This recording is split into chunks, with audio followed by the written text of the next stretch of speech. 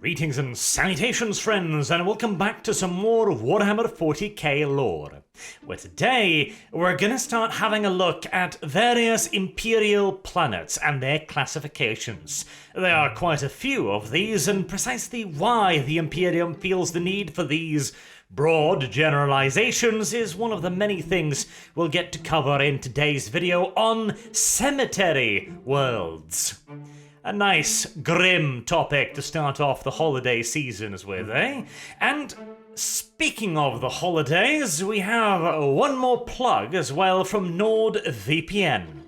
Because the holiday season is not just a time for cheer and general merriness, it's also prime time for identity thefts. As there are a lot of people who spend a lot of money over a lot of transactions, giving plentiful opportunities for nefarious elements to grab a hold of private data.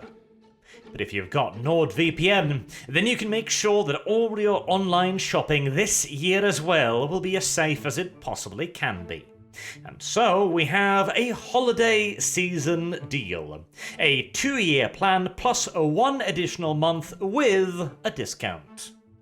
All you have to do is go down in the description below, click the link nordvpn.com/arch and get the arch coupon automatically applied to your deal. And again, I can't recommend it enough, not just because of holiday shopping, which is plenty good enough a reason in and of itself. Identity theft is a pernicious crime that is very difficult to detect unless you are actively looking out for it, and it can lose you an awful lot of money awfully quickly. But you should also make sure to protect your data from those who are gathering them for non-criminal reasons as well. With all of the big data breaches that have happened over the course of the last year and preceding years, even if your online shopping is safe, there's still a lot of data you're giving out to other entities with less good security. The best way to avoid the risk is to make sure they can't get a hold of your data in the first place. And finally, I've done 3 of these now as a bit of a package deal because I genuinely do believe that a VPN is a necessary part of everyone's current day online habits. So do go check out the link in the description below and consider protecting your data from those who are just a little bit too interested in getting a hold of it. And now, onto the lore. Cemetary worlds. It is one of several broad, intentionally so, classifications given to various planets throughout the Imperium of Man. This is done because the Imperium is vast and governed only loosely by a central authority already buried beneath mountains of paperwork. For the majority of business, a planet's broad classification, and the Munitorum tithe numbers, of course, will suffice. And if more specific and accurate numbers and information becomes relevant, they can then be excavated from beneath the towering piles of files and forms, if and when necessary. Of course, there are some classifications that deserve more notice than others. A Forge world, for example, is usually of crucial importance not just to the immediate solar system, but that segment of the galaxy. And so any document stamped with that classification probably deserves a proper reading, whereas something marked with Cemetary world, well, such documents might far more quickly be lost in the system. Though this does not always hold true, no rules without its exceptions after all, and Cemetary worlds can be worlds of considerable import to the Imperium, and particularly, obviously, to the Ecclesiarchy, who tends to be the ones who run the Cemetary worlds. But we've been dancing around the central question for long enough. What is a cemetary world? The name already gives you a fair indication, and by and large it is an accurate one. It is an entire planet, given over to the interment, the care, and occasionally the reverence of the dead. But the degree to which those 3 points are prioritized vis-a-vis one another can vary quite considerably. For example, you have the planet Taur in the Ascalon sector. It by and large serves the same purpose as a regular cemetery, but on a vastly different scale, as it is the final resting place for all the dead in the entire sector. To give you a little bit of an idea about the numbers we're talking about here, on our planet, round about an average of 160,000 people die every single day. That's near 60 million people on a yearly basis. Now take that and times it up by however many planets is scattered across this sector, which is a bit of a difficult number to come up with, mind you, because, well, it's a sector covered by near-constant warp storms, so the numbers of truly inhabited worlds able to deliver their dead can vary quite considerably. But in all due likelihood, hundreds of thousands of corpses will be delivered to this planet every single solitary day, and all of them in need of burial. Now, granted, in this case, burial means being put in a box and placed somewhere, but even that alone is a colossal administrative task, having led to Taur developing a nearly unique administrative system where the entire planet's living population labor constantly, unceasingly in the placing, in the tracking, and the organization of these literally countless bodies. That is such a 40k thing, isn't it? An entire planet given over not only to the interment of the dead, but the endless bureaucratic pursuit of keeping them all logged and efficiently registered. As efficient as the Imperium is ever capable of, anyways. On the completely opposite side of the spectrum, we have a planet whose classification is a little bit more in doubt, a little bit more tenuous, that can fulfill, in fact, a couple of classifications. The planet known as Safehold in the Durano system, whereas Taur has literally countless billions, if not trillions of corpses. Safehold has only 772. Or at least it has 772 grave markers. Since the dead interned on Safehold were killed by weapons that all too often don't leave much of a cadaver.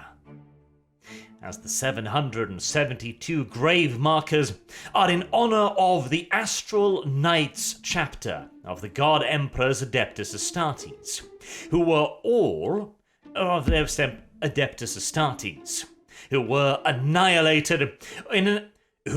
annihilated during their attempt to destroy the Necron World Engine, a planet-sized warship that had destroyed several Imperial worlds. The dreadful Xenos weapon was only destroyed after the Astral Knights rammed their battle barge Tempestus straight into it, after which the Astral Knights fought to the death against endless hordes of constantly repairing Necron warriors within the cavernous halls of the ship. The Astral Knights' sacrifice was fortunately not in vain, as they managed to penetrate deeply enough into the vessel to plant melter charges around the primary shield generators. Upon the charge's detonation, the world engine's defenses flickered and failed, allowing the Astartes fleets that had so far been kept at bay by the shields to finally score some real damage.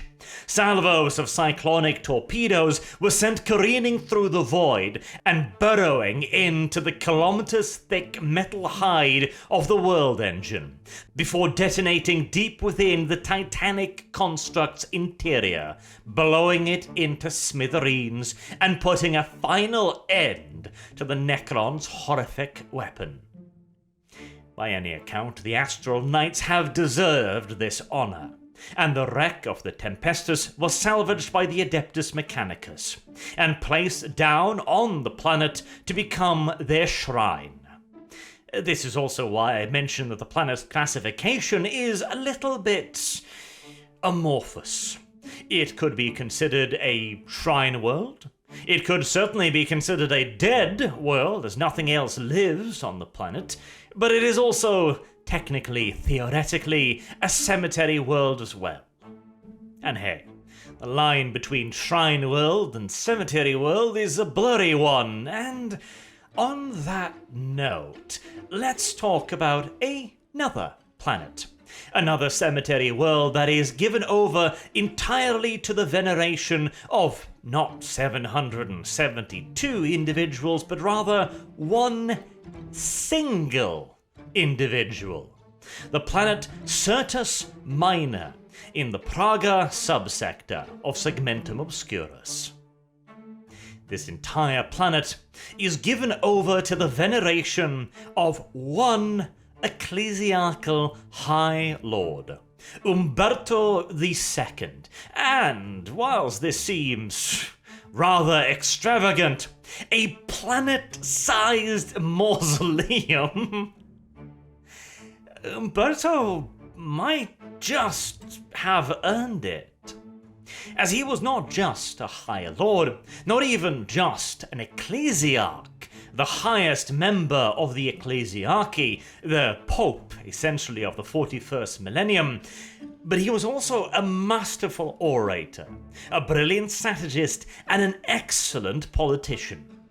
Over his years of service, he cemented the ecclesiarchy's position within the High Lords, broadened their grasp, and increased their influence in nearly every walk of imperial life.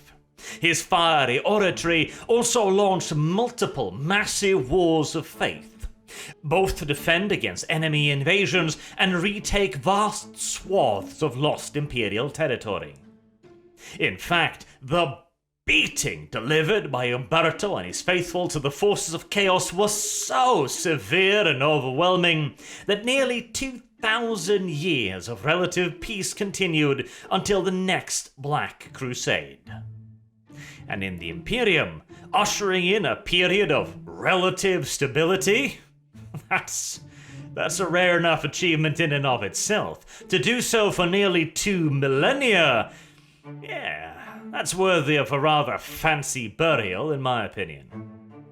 But of course, you don't have to be one of the greatest imperial servants to have ever lived to get yourself a badass mausoleum. All you need is staggering quantities of wealth. Granitor is an example of this, located in the Calix sector. It is one that offers luxurious burial arrangements for those of discerning taste. And within the local area, being buried in style is all the rage and has been for millennia upon millennia, with those of sufficiently affluent backgrounds spending titanic quantities of cash on securing themselves the largest, the most beautiful, and the most well-looked after final resting places on Granitor, where entire marble palaces are raised and tended to solely to honor those dearly departed. And of course, the next generation isn't going through with all of this purely out of the goodness of their own hearts. It is also a status symbol as well to have an ancestor buried in opulence and splendor. And it is also often given as a honorary thing on behalf of the family and the Imperium, given over to particularly successful rogue traders, for example, or those who have given particularly valuable service to the Imperium or the Emperor.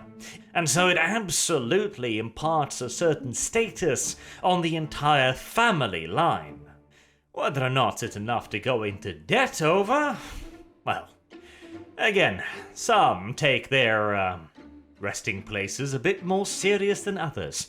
And good on the locals of Granitor. Their planet had no other real valuable exports or beneficial advantages to make it stand out amongst the great vast mass of other Imperial planets. And so they decided to get into the mortuary business. Good on them. After all, if there is one thing that remains absolutely true in the 41st millennium, it's that people die.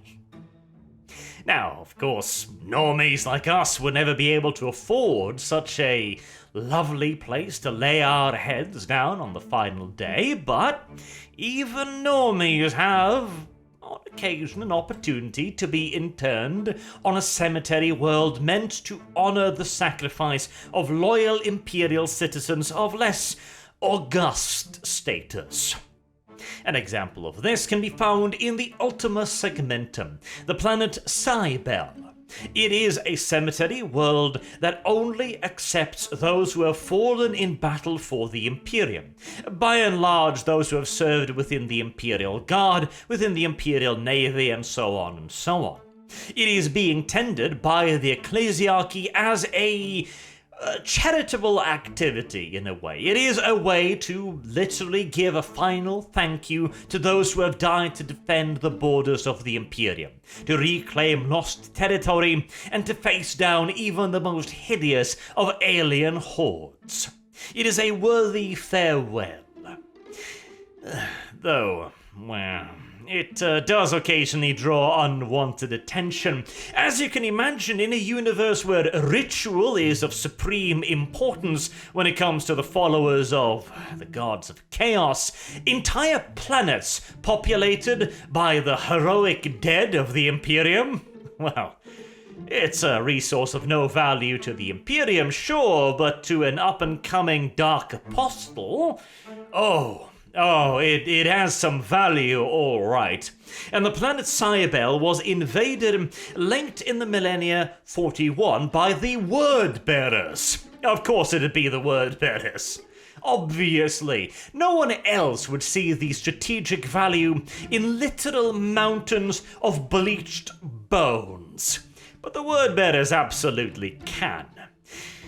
Unfortunately for Iskvan the Hated, the Word-Bearer-in-Chief, his plans were thwarted by the Blood Angels, who, whilst outnumbered, managed to throw back and annihilate most of the Word-Bearers, sending the remnant spiraling back in panicked retreat into orbit and off into the void once more, saving the dead of Cybele the final indignation of being used as fuel for heretical rituals. There are also similar worlds dedicated to the dead of the Imperial Guard, the Navy, and so on, but with a bit more of a specific purpose. Namely, for example, those dedicated to the dead alongst the Cadian front and the area surrounding the Eye of Terror. A couple of these would be Dianexes or Hypacids. Both of them are dedicated to interning the dead of the various Black Crusades. In fact, one of them, the latter one, is entirely dedicated to the dead of the 7th Black Crusade, with the planet becoming a kind of galactic history marker of the conflict, with vast areas of the cemetery world also covered in mausolaic representations of the Imperium's final victory over Phaelbedon's rampaging hordes. It was not a cheap victory, however, as the rough estimates of the number of people being stored on the planet is about 80-odd billion. This was back in the day when GW would often just kind of lick their fingers, reach up in the air and go like, this number, and then we'll add a billion to the end of it. Vrax suffered from a little bit of this as well, where they talked about millions of Imperial Guardsmen assaulting in waves across a front that wouldn't even be able to sustain that numbers. Not to mention that they were nowhere near enough Imperial Guardsmen on the planet to actually do that, but again, details. See, that's what I love and loathe a little bit about old 40k lore. They would simply just give you the framework and then basically look at you like, okay, go on, fill in the blanks. That was a much better way of doing things. And remarkably enough, it led to a far more internally consistent universe as well. Would have thunk it. Anywho, it is mildly tempting to now divert into also talking about Imperial Shrine worlds, as they do have a fair bit of overlap, often with Cemetary worlds as well, though usually more in the way of Umbrato II's planetary mausoleum, as the Saint worlds tend to be more focused on individuals or small groups rather than the mass graves we talked about recently here, but there's still a fair bit of little overlap there. However, I think we will leave it at that. We'll keep them separate. I have faith in my ability to waffle on about even the narrowest subject in 40k, so I'm sure I can fill a video about the Saints world as well, at some point in between now and the return of Jesus Christ. Until next time, I have been Arch. Thank you all very much for listening, and I hope to see you all again soon. Till then, have a good day.